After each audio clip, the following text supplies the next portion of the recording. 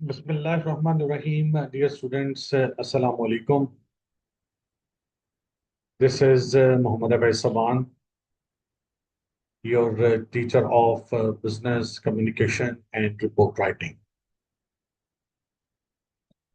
The topics which we are going to discuss today is the acknowledging letter and the collection letter. So let's start with the acknowledging letter. Acknowledge का वैसे मतलब होता है किसी चीज को मानना, तस्लीम करना। जब हम एक्नॉलेजिंग ऑर्डर का जिक्र करते हैं तो वो क्या चीज होती है, तो सबसे पहले हम इसकी डेफिनेशन पढ़ते हैं। An order acknowledgement performs several important functions. It lets the buyers know that his order has been received and is given attention. It helps to build goodwill. Being a customer, आपने किसी भी company को, किसी भी salesman को कोई order दिया है। जब आपका ऑर्डर उस बंदे तक पहुंचेगा या उस कंपनी तक पहुंचेगा तो वो आपको एक्नॉलेज करता है। एक्नॉलेज का मानी तस्लीम करना, मानना। यानी वो एक्सेप्ट करता है कि जी सर, आपके ऑर्डर को मैं मानता हूं और इंशाल्लाह आपकी रिक्वायरमेंट्स के मुताबिक ही आपका ऑर्डर प्रिपेयर भी किया जाएगा और आपको आपकी रिक्वायरमेंट्स के मुताबिक जिस डेट पर आप चाहेंगे उस डेट पर सेंड भी कर दिया जाएगा। स्पेसिमन है जी एक्नॉलेजमेंट, एक्नॉलेजिंग ऑर्डर का good news. A wholesaler's personalized acknowledgement of a first cash order from a dealer. Let's see जिसको पढ़ते नहीं। Best news shipment.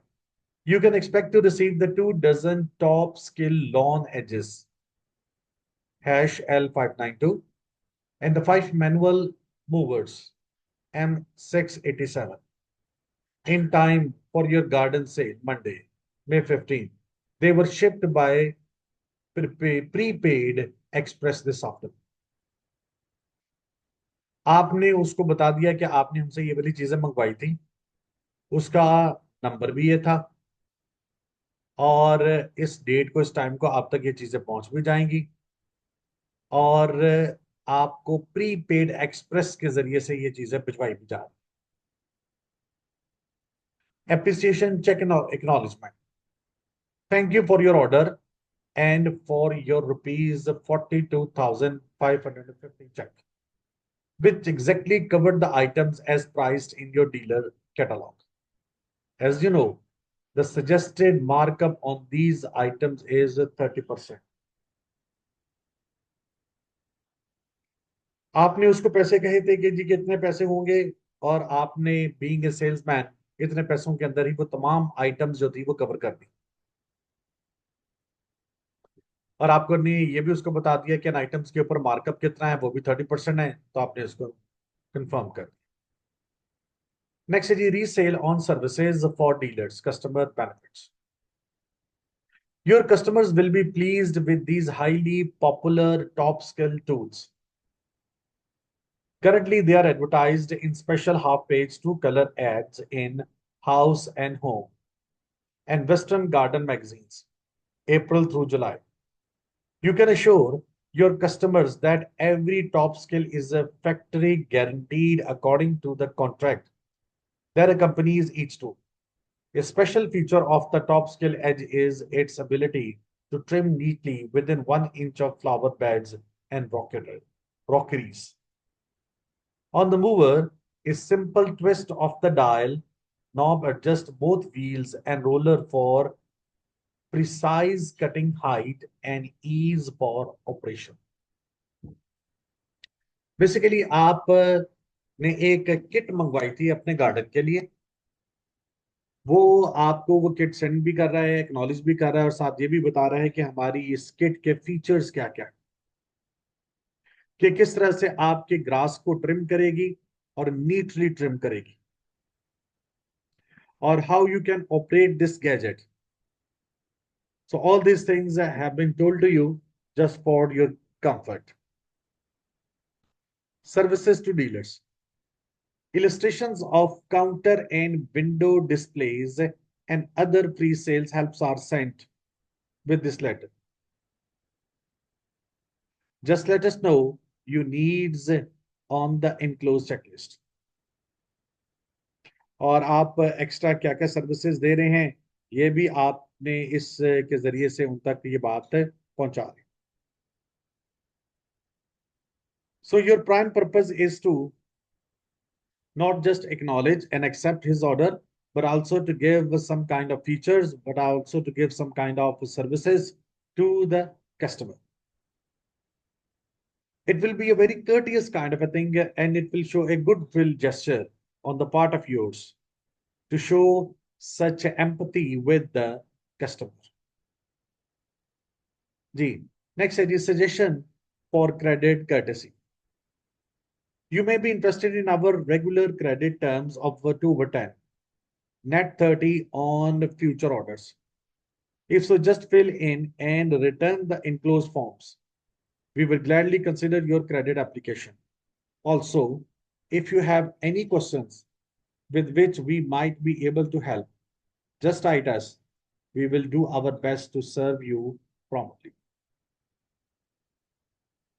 अब आप उसको सजेस्ट भी कर रहे हैं कि चीजें क्रेडिट के ऊपर भी ली जा सकती हैं. और if you are having any kind of a courtesy you can ask. तो सवाल जवाब करने हैं तो वो भी आप पूछ सकते हैं. सो दिस इज द वे कि कर्टेसी भी शो करें, सजेशन भी दें, सर्विसेज भी प्रोवाइड करें, एक्नॉलेज भी करें. So this is how we are going to write a good acknowledgement letter. उसके बाद है जी हमारे पास न्यूट्रल मैसेजेस. 15.1 पे है जी covering letter. A letter of transmittal, also called a transmittal letter, introduces a second document, such as a proposal, a draft, or a report. Often less formal than the document being introduced. A letter of transmittal contains information related to, but not necessarily a part of the accompaniment. अच्छा, covering letter क्या होता है? Basically हमने एक पहले भी lecture के अंदर इस बात को डिस्कस किया हुआ है कि कवरिंग लेटर दो जगह के ऊपर इस्तेमाल. एक तो हम इस्तेमाल करते हैं कि जब आप सीवी सबमिट करवाते हैं तो सीवी के साथ जो हैंड रिटन एप्लीकेशन होती है वो कवरिंग लेटर कहलाता है, या टाइप करके एप्लीकेशन भी लिखी लिखी जा सकती है. दूसरे नंबर पे जब आप किसी भी कंपनी के अंदर रिपोर्ट को सबमिट करवाते हैं तो रिपोर्ट के साथ आप कवरिंग लेटर को भी अटैच करते हैं. अब वो कवरिंग लेटर क्या चीज है? आपको अपने आपके बॉस ने अथॉरिटी दी कि जाएं on my behalf you can investigate and examine this topic and you can ask questions from the employees. So, on behalf of the manager, you are asking and investigating the topic from the employees. So, when you are going to collect that data and submit it in a written form to the manager, so you are also going to attach the covering letter, the authority letter with this document. So, it means कि अगर एक hand written application या फिर एक typed application है तो उसके साथ जो डॉक्यूमेंट अकंपनी करेगा वो इस चीज के मुतालिक बता रहा होगा. दूसरे नंबर पे हमने आसान लफ्जों में ये कह देते हैं कि जब भी कोई डॉक्यूमेंट्स आप भेजते हैं तो उसकी जो डिटेल होती है वो एक अलहदा पेज के ऊपर लिखी गई होती है. जो डिटेल अलहदा पेज के ऊपर लिखी जाएगी वो आप उसको समझ लीजिएगा कि that will be called an cover letter. Functions. Functions का टॉपिक है जी 15.2 पे, इसको डिस्कस करते हैं. In a letter of transmittal the writer provides the name of accompanying documents and explain its purpose.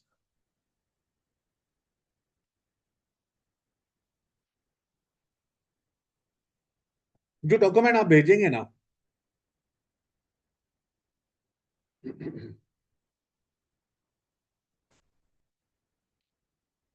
Excuse me,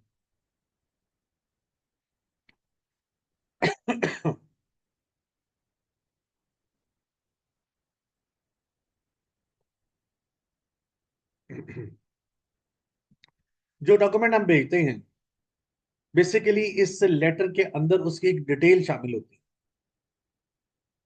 कि इस जो जो डॉक्यूमेंट आपके हमारे इस लेटर के साथ कंपनी कर रहा है, उस लेटर के अंदर हमने क्या क्या चीजें लिखी, और ये डॉक्यूमेंट्स किन किन चीजों के मुतालिक है।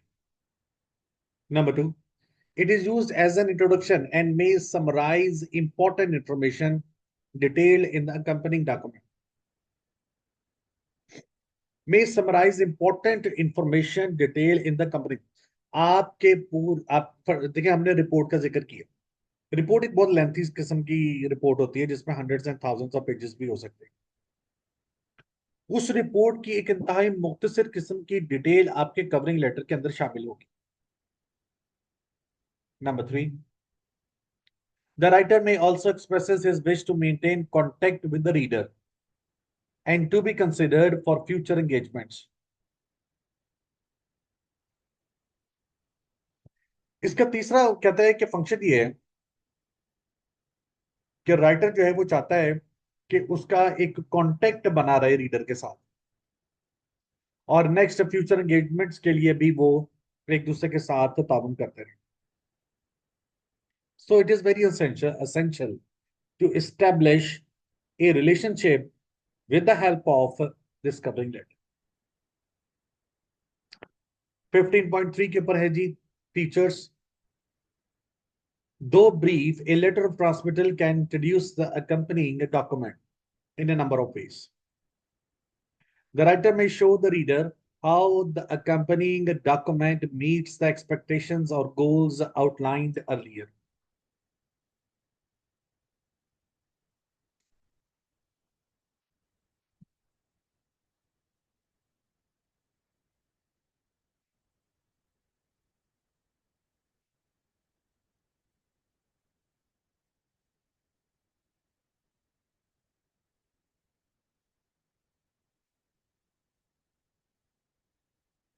जी, फीचर्स नंबर वन में जरा से एक दोबारा पढ़ रहा हूँ। दो brief, a letter for transmittal can introduce the accompanying document. चाहे आपने उस लेटर के अंदर एक इंतहाई मुख्तसर तरीके के साथ बताया हुआ है, चाहे जिस तरह से भी है, ये उसके फीचर्स में शामिल होगी। The writer may show that the reader how the accompanying document meets the expectations or goals outlined earlier. इस लेटर के जरिए से हम ये बता सकते हैं कि हमारे हमारे क्या गोल्स थे, या हमसे कौन से गोल्स एक्सपेक्ट किए जा रहे थे, और जो आउटलाइन किए हुए गोल्स थे, are we fulfilling those goals, ये भी यहां पर डिसाइड होगा। नंबर टू, ही में discuss how the information was gathered and who was involve. कि मैंने ये इंफॉर्मेशन किस तरह से गैदर की। मैं बार बार आपको एक रिपोर्ट की एग्जांपल दे रहा हूं, थोड़ा सा मैं आपको रिवाइज कर दूं ताकि कवर लेटर जो है ना उसको भी समझने में थोड़ी सी आसानी हो जाए। मैं मैनेजर हूं किसी कंपनी का, मेरे सामने कोई एक प्रॉब्लम आया और उस प्रॉब्लम के मुतालिक मुझे कोई डिसीजन लेना, लेकिन अनफॉर्चुनेटली मैं उस प्रॉब्लम के मुतालिक डिसीजन लेने से कासर हूं। अब वो मेरी इनएबिलिटी किस वजह से है? नंबर वन, कि मेरे पास इंफॉर्मेशन कंप्लीट नहीं है। Number two, the loads of information is with us. अब मैं अपने एक सबॉर्डिनेट को बुलाता हूं और उसको कहता हूं कि यार इस टॉपिक के मुतालिक मुझे रिपोर्ट बनाकर दो और टू द पॉइंट मुझे बताकर दो, because I want to take a decision over it. अब क्वेश्चन नंबर वन होगा कि सर आप ये खुद रिपोर्ट खुद क्यों नहीं तैयार कर लेते? होता ही है कि managers are a bit busy, so they have hired specialist people for this job in their organisations, so they take their services. वो लोग आएंगे, उनको टॉपिक देंगे, वो रिसर्च करेंगे। जब वो रिसर्च करने के लिए जाते हैं किसी भी जगह पर, then the people will ask who have given you the authority to investigate। तो फिर वो कहेंगे कि जी कि this is the transmittal letter which has been given to us by our boss, and he is giving us permission to investigate and interrogate any of the people who is directly or indirectly related with this topic। हम उससे सवालात करने के लिए आए हैं यहाँ पर। सो इसका मतलब हुआ कि सर वो जो बंदा सवालात कर रहा होगा वो अपनी मर्जी से नहीं करेगा, बल्कि जो अथॉरिटी उसको दी जाती है वो उस बुनियाद के ऊपर वो सवालात करता है। जी सर, बिल्कुल ऐसा ही है।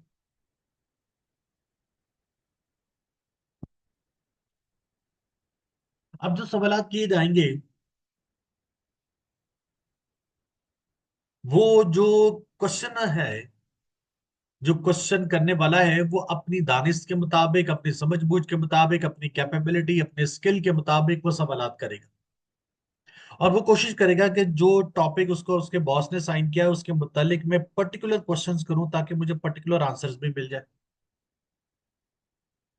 सो ये है वो एक्सपेक्टेशंस जो आपका मैनेजर आपसे करता है, और वो एक्सपेक्टेशंस जो आप अपने सबॉर्डिनेट से करते हैं, अपने एम्प्लॉय से करते हैं, या अपनी कंपनी के लोगों से, कोलीग से करते हैं, कि that they are going to provide you maximum information, so that such information will be given to the manager, and so the manager will be able to take a decision over it. And if on the basis of the information provided by me, and the manager has taken some kind of a decision, if that decision goes right, so you can say that some of the credit can be given to me as well, because I have investigated, I have collected the information, I have given a correct information to my boss, so he will be able to take a strong decision over my information. Number two पढ़ते हैं जी, features में से। He may discuss how the information was gathered and who was involved. उस transmitter letter के अंदर, उस covering letter के अंदर मैं ये भी बताऊंगा कि सर मैंने ये इंफॉर्मेशन ऐसे इकट्ठी की है, इन लोगों से मैंने बात की है, और ये वो तमाम लोग थे those who have cooperated with me in question answer session. He may discuss how the information was gathered and who was involved, giving credit to those who could not be or were not mentioned in the document itself.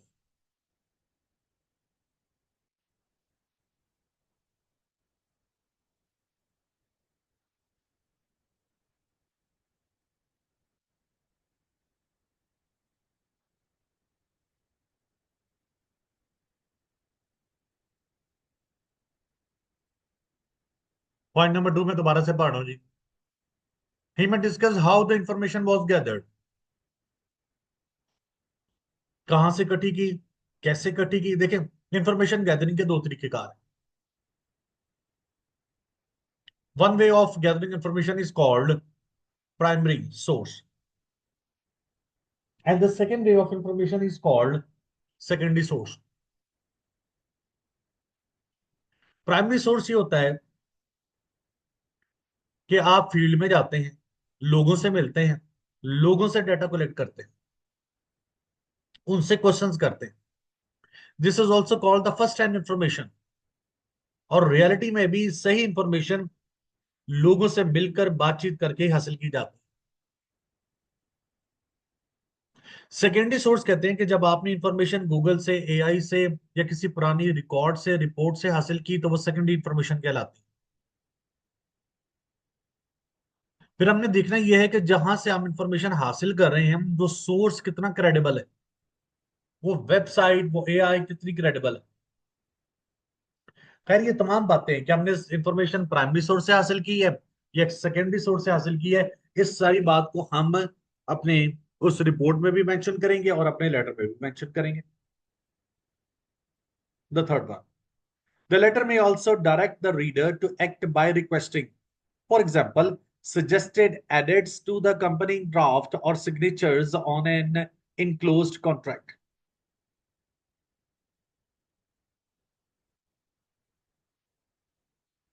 Line दोबारा से मैं पढ़ा, कहता है the letter में also direct the reader to act by requesting. मैंने मैं एक इन्वेस्टिगेटर हूं, मैं आपसे रिक्वेस्ट करता हूं और मैं आपसे कुछ सवालात पूछता हूं, so that you are going to give me a proper answer for that. For example, कहते हैं suggested edits to the accompanying draft or signatures on an enclosed contract। अब जो accompanying draft, हमने लेटर ऑफ ट्रांसमिटल में ये पढ़ा कि आप लेटर लिखते हैं और लेटर के साथ एक ड्राफ्ट भी देते हैं, यानी रिटन मटेरियल भी देते हैं आप। वो जो रिटर्न मटेरियल आप दे रहे हैं ना, वो ड्राफ्ट आपके साथ अकम्पनी करना चाहिए। अब भाई जी, अब स्पेसिफिक एक लेटर पढ़ते हैं, उसका एक स्पेसिमेन है। Number one, April 4, Mr. Farooq H. Naik, Chairman, Senate, Islamabad. Dear Mr. Chairman, in accordance with the Section 9AF of the State Bank of Pakistan Act 1956, I submit herewith the secondary quarterly report for the year 2008 to 2009 of the Central Bank of Directors of the State Bank of Pakistan on the state of the economy. अब आप chairman senate को लिख रहे हैं और उनको बता रहे हैं कि सर मैं आपको एक रिपोर्ट सबमिट करवाने लगा हूं, और ये जो रिपोर्ट है ये एक क्वार्टरली बेस्ड रिपोर्ट है, और इस रिपोर्ट के अंदर हमने स्टेट बैंक ऑफ पाकिस्तान उसके उसकी उसका जो पॉइंट ऑफ व्यू है ऑन द इकोनॉमी, वो हमने यहाँ पर डिस्क्राइब किया। यानी एक लेटर के साथ ये एक सॉरी एक लेटर ये डिस्क्राइब कर रहा है कि हम जो रिपोर्ट साथ कंपनी करने लगे हैं, उस रिपोर्ट के अंदर क्या क्या चीजें तहकीक करके लिखी गई है।